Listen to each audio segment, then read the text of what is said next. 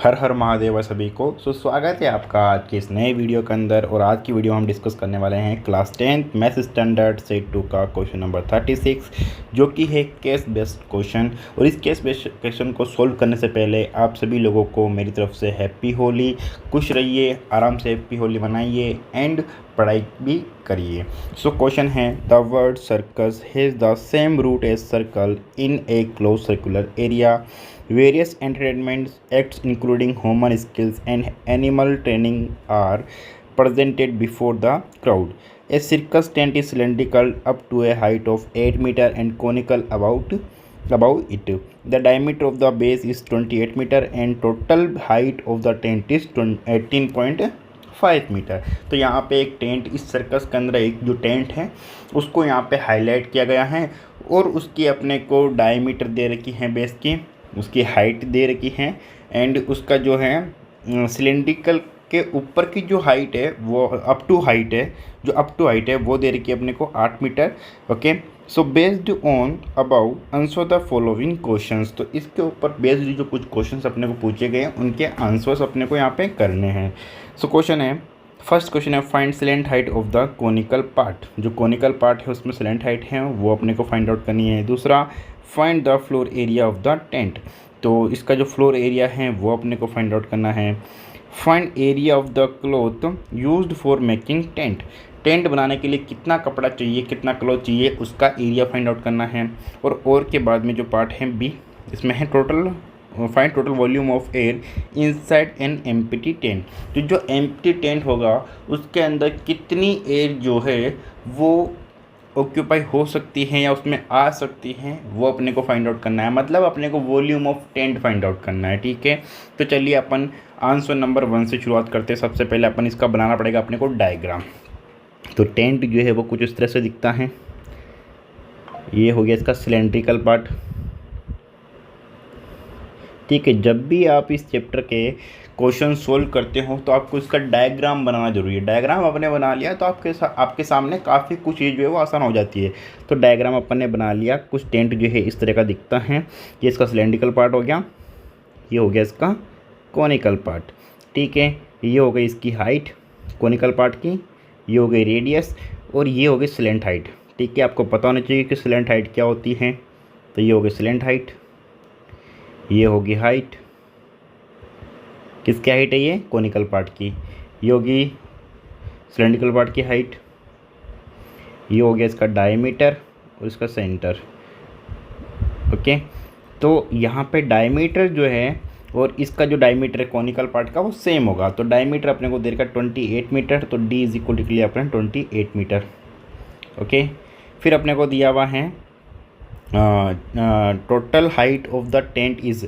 तो total height जो है वो 18.5 दी हुई है। तो ये यहाँ से लेकर यहाँ तक 18.5 हो जाएगी। तो इसको मैंने मेंशन कर लिया 18.5 मीटर। तो जो सिलेंड्रिकल पार्ट है, सिलेंड्रिकल पार्ट अपने को दे रखा है 8 मीटर, क्योंकि यहाँ पे लिखा है up to a height of 8 metre और सिलेंड्रिकल पार्ट को मेंशन किया गया है। तो सिलेंड्रिकल पार्ट हो गया 8 मीटर का। अब देखो ये यहाँ से लेके यहाँ तक 8 मीटर का है, तो इसके ऊपर की जो हाइट है मतलब यहाँ से लेके यहाँ तक वो कितनी जाएगी, 18.5 में से अपन 8 मीटर को माइनस कर देंगे तो ये हो जाएगी 10.5 मीटर। तो ये 10.5 मीटर हो गई। डायमीटर अपने को दे रखा है 28 मीटर। तो रेडियस कितना हो जाएगा, रेडियस इसका हाफ हो जाएगा, माइनस 14 मीटर हो जाएगा। तो ये 14 मीटर हो गया इसका रेडियस। अब देखिए, अब अपने को सबसे पहले क्वेश्चन है कि find slant height of the conical part. तो कोनिकल जो पार्ट है इसकी स्लेंट हाइट फाइंड आउट करनी है। तो ये यहाँ से इसको नाम देता हूँ मैं ए, बी और सी। तो ये ए बी सी ट्रायंगल बन गया। यहाँ पे अपने को स्लेंट हाइट फाइंड आउट करनी है, मतलब ए सी फाइंड आउट करनी है। तो मैं यहाँ पे इस डायग्राम को यहाँ पे बना लेता हूँ रफली। ओके, ये हो गया ए, ये बी और ये सी। तो ए बी की जो हाइट है वो कितनी है, 10.5। तो ये लिख लिया मैंने 10.5 मीटर। ओके, और ये हो जाएगी बी सी कितनी हो जाएगी, 14 मीटर, क्योंकि ये रेडियस है। और ये अपने को फाइंड आउट करनी है, इसको मान लेते हैं अपन x. So according to this अपने को पता है कि ये वाला एंगल यहाँ पे 90 डिग्री होगा। तो यहाँ पर अपन यूज़ करेंगे पाइथागोरस थ्योरम का। तो पाइथागोरस थ्योरम यूज़ करेंगे और इसका अपने वैल्यू फाइंड आउट करेंगे। तो चलिए फाइंड आउट करते हैं। तो ये है हाइपोटेनियस, ये है परपेंडिकुलर और ये है बेस। तो अपने को पता है कि hypotenuse square is equal to होता है perpendicular square plus base square. तो hypotenuse means x square is equal to perpendicular square means 10.5 का स्क्वायर प्लस 14 का स्क्वायर। सो 10.5 का स्क्वायर करेंगे प्लस 14 का स्क्वायर करेंगे।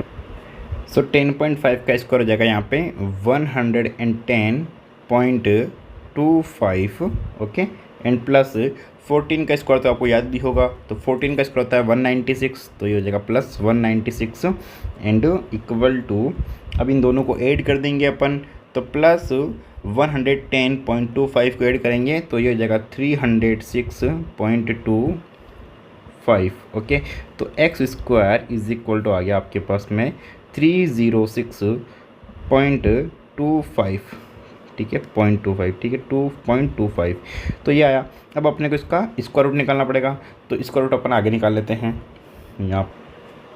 सो x square is equal to था 306.25, ठीक है। इसका रूट अपन निकालेंगे इसका, तो एक्स पे से स्क्वायर हटा देंगे तो एक्स इज इक्वल टू हो जाएगा अंडर रूट 306.25, ठीक है। अब जब भी अपन पॉइंट में होता है तो इसका रूट निकालने के लिए अपन क्या करते हैं, या तो अपन यूज़ यहाँ पे करेंगे लॉन्ग डिवीजन मेथड का, ठीक है। लॉन्ग डिवीजन मेथड से अगर आपको इसका रूट निकालना आता है तो आप कमेंट कर सकते हैं यस, और अगर नहीं आता है तो भी आप मुझे बता सकते हैं, मैं लॉन्ग डिवीजन मेथड से इसका रूट निकालना आपको पॉइंट आउट करना सिखा दूंगा, ठीक है। नेक्स्ट वीडियो के अंदर आप मुझे कमेंट करोगे तो आप बता दीजिएगा मुझे।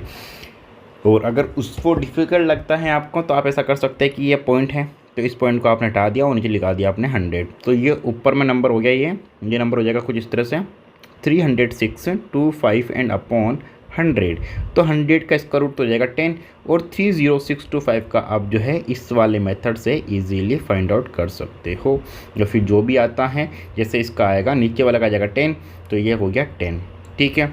और इसका जाएगा 175, तो ये हो गया 175, ठीक है। तो 10 का डिवाइड कर देंगे तो ये हो जाएगा 17.5 कुछ इस तरह से, ठीक है। तो आप इसका अलग अलग करके भी निकाल सकते हो और लॉन्ग डिवीजन से भी एक ही बार में निकाल सकते हो।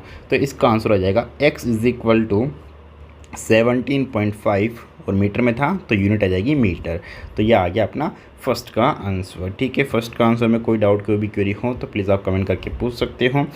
अब अपन करेंगे second part.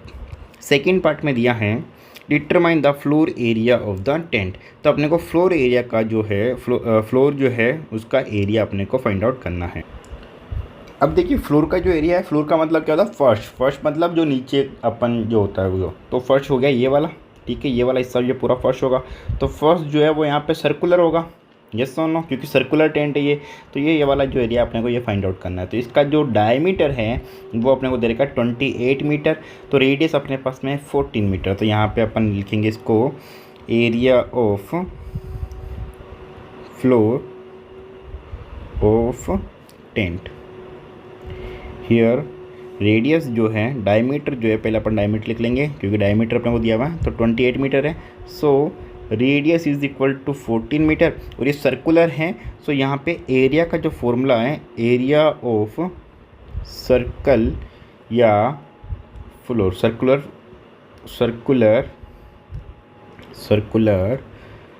Floor is equal to pi r square, yes और नो। तो ये जगह पाई का वैल्यू 22/7 मल्टीप्लाई रेडियस 14 मल्टीप्लाई 14, तो 7 2 या 14, तो 22 मल्टीप्लाई 2 हो गया 44 एंड मल्टीप्लाई 14, और एरिया है तो ये जगह मीटर स्क्वायर। अब अपन 44 मल्टीप्लाई 14 करेंगे तो 14 4 जो होता है कितना 56, 6 का 6 5 कैरी, 14 4 या 56 और जगह 61, तो ये हो गया अपने पास में 616 मीटर स्क्वायर। तो एरिया ऑफ फ्लोर आ गया 616 metre square.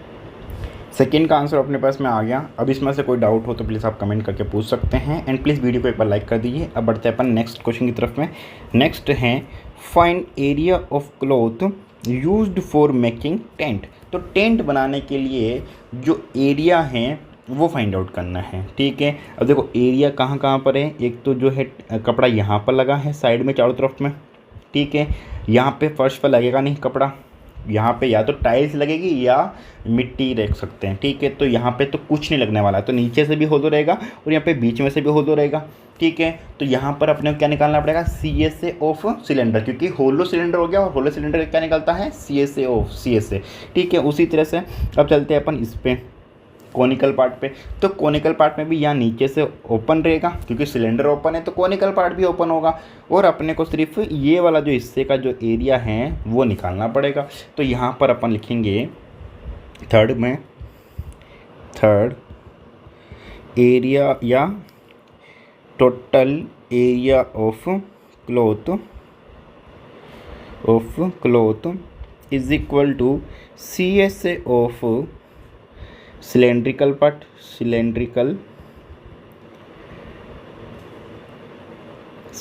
Tent plus CSA of conical. ठीक है, so CSA of conical tent मतलब कॉनिकल सिलेंडर का जो CS ऑफ सिलेंडर क्या होता है और CSA ऑफ कॉनिकल पार्ट क्या होता है, कौन क्या होता है, वो आपको याद होना चाहिए। अगर याद नहीं है तो आप याद कर लीजिए, अगर याद है तो बहुत अच्छी बात है, शाबाश। एक बार आप कमेंट करके बता दीजिए कि क्या होता है फॉर्मूला, देखते हैं कितने लोगों को सही आता है। सो CSA ऑफ टेंट होता है मीन्स सिलेंड्रिकल होता है 2πRH, ठीक है, प्लस CSA ऑफ कॉन होता है πRL, और L क्या होती है स्लैंट हाइट। ठीक है, तो चलिए अपन आगे वैल्यूज पुट करते हैं। तो 2 मल्टीप्लाई पाई का वैल्यू 22/7, तो रेडियस जो है वो हो जाएगा इसका 14, और जो हाइट है सिलेंड्रिकल पार्ट की वो थी अपने पास में कितनी 8 मीटर, जैसा कि आप डायग्राम में देख सकते हैं, यहाँ पे मैंने बताई भी थी आपको। तो ये 8 मीटर, तो मल्टीप्लाई 8 प्लस पाई का वैल्यू 22/7 मल्टीप्लाई रेडियस कितना है 14 मल्टीप्लाई एल कितना है, मतलब सिलेंडर हाइट कितना आया था अपने पास में 17.5, ये आया था सिलेंडर हाइट यहाँ पे एक्स का वैल्यू। ठीक है, तो ये 17.5, तो ये हो गया मल्टीप्लाई 17.5। अब देखिए जब भी कैलकुलेशन हो इस तरह की, तो उस कैलकुलेशन को आपको है ना डायरेक्टली नहीं करना है, सॉल्व नहीं करना है ऐसे कट करके शुरुआत में। सबसे पहले ये देखना है कि क्या यहाँ पे बीच में साइन प्लस का है, तो क्या कुछ कॉमन आ सकता है इस वाले में और इस वाले के अंदर। अगर कॉमन आ सकता है तो उसको कॉमन ले लीजिए, इससे आपकी जो कैलकुलेशन है वो थोड़ी इजी हो जाएगी। तो चलिए कॉमन लेते हैं। तो यहाँ पे देखो 22/7 मल्टीप्लाई 14, यहाँ पे भी 22/7 मल्टीप्लाई 14 कॉमन आ रहा है, तो मैंने 22/7 मल्टीप्लाई 14 को कॉमन ले लिया। तो बचा क्या यहाँ पे बच गया 2 मल्टीप्लाई 8, तो 2 मल्टीप्लाई 8 हो जाएगा 16, प्लस इधर बच जाएगा सिर्फ 17.5, तो ये ब्रैकेट क्लोज। अब देखो यहाँ पे 7 जो है वो कैंसिल हो जाएगा 7 से, 7 2 14, तो यहाँ पर हो गया 22 मल्टीप्लाई 4 44 मल्टीप्लाई ब्रैकेट में इन दोनों को ऐड कर देंगे, तो ये जाएगा 33.5 एंड एरिया निकाल रहे हैं अपन, तो ये हो जाएगा मीटर स्क्वायर में। अब अपन 44 को मल्टीप्लाई करा देंगे 33.4 से, तो यहाँ पे कैलकुलेशन इतनी ईजी हो जाएगी जब आप कॉमन लोगे। तो 44 इंटू 33.5, तो ये हो जाएगा 1474 metre square.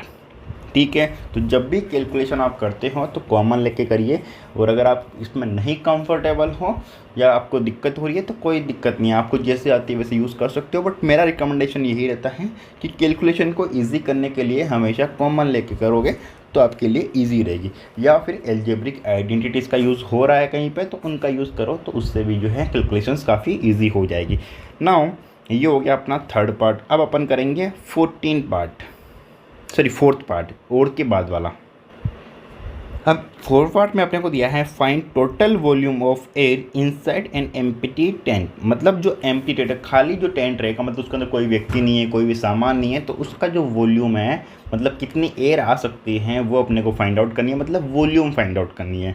Volume find out करनी है तो यहाँ पे अपन लिखेंगे, इसमें लिखेंगे find total volume of air, तो यहाँ पे लिख दिया मैंने total volume of air present in tent is equal to volume of cylinder plus volume of cone. Okay, तो वॉल्यूम ऑफ सिलेंडर का फॉर्मूला क्या होता है और वॉल्यूम ऑफ कॉन का फॉर्मूला क्या होता है, ये आपको याद होना चाहिए। आपको याद है, अच्छी बात है, अगर नहीं याद है तो आपको याद करना है। तो चलिए मैं बता देता हूँ, वॉल्यूम ऑफ सिलेंडर होता है πr²h, ठीक है, हाइट किसकी है सिलेंड्रिकल पार्ट की, प्लस तो इसको ना मैं सिलेंड्रिकल पार्ट की जो हाइट है इसको मैं यहाँ पे मान रहा हूँ कैपिटल H, ठीक है, तो ये हो जाएगा πr²h plus volume of cone. तो वॉल्यूम ऑफ कॉन होता है 1/3 पाई आर स्क्वायर और एच, स्मॉल एच मान लेता हूँ इसकी हाइट को, ठीक है। तो ये हो गया 1/3 पाई आर स्क्वायर एच, ठीक है। अब देखो यहाँ पे है ना, रेडियस को मैंने आर क्यों लिया, दोनों में स्मॉल आर क्यों लिया, क्योंकि दोनों की जो रेडियस हैं वो सेम है। तो देखो यहाँ पर भी पाई आर स्क्वायर और यहाँ पर भी पाई आर स्क्वायर जो है वो कॉमन आ रहा है, तो अपन कॉमन ले लेते हैं ताकि कैलकुलेशन ईजी हो जाए। तो चलिए मैंने पाई आर स्क्वायर को कॉमन ले लिया, तो पाई आर स्क्वायर कॉमन हो गया। तो यहाँ पे कैपिटल एच प्लस यहाँ पे 1/3 मल्टीप्लाई एच जो है वो बच गया, ठीक है। अब आगे बढ़ते हैं। सो ये हो गया पाई की वैल्यू आ गई कितनी, अपन पाई की वैल्यू पुट कर देते हैं 22/7 multiply r square means 14 multiply 14। H है यहाँ पे 18, ठीक है। 18 प्लस 1/3 और 10.5। तो क्या 10.5 के अंदर 3 का डिवाइड जा सकता है, तो यस 10.5 के अंदर 3 का डिवाइड जा सकता है। तो 3 3 जा 9 एंड पॉइंट है तो यहाँ पे 0.35 जा 15, तो ये 3.5। अब जो कैंसिल हो सकता है उसको कैंसिल कर देंगे अपन, तो 7 2 जा 14, ठीक है। तो ये आ गया अपने पास में 22 मल्टीप्लाई टू 44, सो 44 मल्टीप्लाई 14 ब्रैकेट के अंदर ये दोनों ऐड हो जाएंगे, 8 प्लस 3.5 हो जाएगा 11.5। अब यहाँ पे डिवाइड में तो कुछ बचा नहीं है, अब आगे सॉल्व करते हैं। सो 44 मल्टीप्लाई अपन करेंगे 14, ठीक है। तो 44 मल्टीप्लाई 14 हो जाएगा 616, जैसा कि अभी अपन ने पहले किया था थोड़ी देर पहले, ठीक है। और ये वॉल्यूम है तो यहाँ पे यूनिट क्या आएगा, सेंटीमीटर क्यूब। तो आप वॉल्यूम भी जो है साथ में लिख सकते हो, यूनिट भी सेंटीमीटर क्यूब, और यहाँ पर भी सेंटीमीटर क्यूब, क्योंकि यूनिट जो है वो लिखना ज़रूरी है। अगर आप कोई एग्जामिनर जो है अगर इसको माइंड करता है तो वो आपका मैथ्स काट भी सकता है, इसीलिए मैं बता दे रहा हूँ। तो 616 मल्टीप्लाई जो ब्रैकेट में है 11.5, ठीक है। चलिए अब आप आगे करते हैं 11.5। तो 616 से मल्टीप्लाई कराएंगे अपन 11.5 को, तो आंसर आ जाएगा 7084 सॉरी मीटर क्यूब मीटर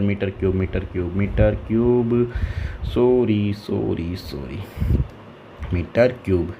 तो यहाँ पे metre cube so 7084 metre cube. तो ये आ गया इसका वॉल्यूम, मतलब 7084 मीटर क्यूब एयर जो है वो टेंट में प्रेजेंट होगी जब वो एम्प्टी होगा। ओके स्टूडेंट्स, सो उम्मीद करता हूँ कि आपका जो डाउट है वो क्लियर हो गया होगा। फिर भी कोई डाउट या क्वेरी वगैरह हो तो आप कमेंट करके पूछ सकते हैं। बाकी वीडियो को लाइक कर सकते हैं, अपने दोस्तों साथ में शेयर कर सकते हैं, और कोई वीडियोस आप चाहते हैं किसी टॉपिक पे तो आप हमें कमेंट करके बता सकते हैं। आज के लिए इतना ही, बाकी मिलते हैं नेक्स्ट वीडियो के साथ। तब तक के लिए bye bye, take care, thank you so much. हर हर महादेव, हैप्पी होली।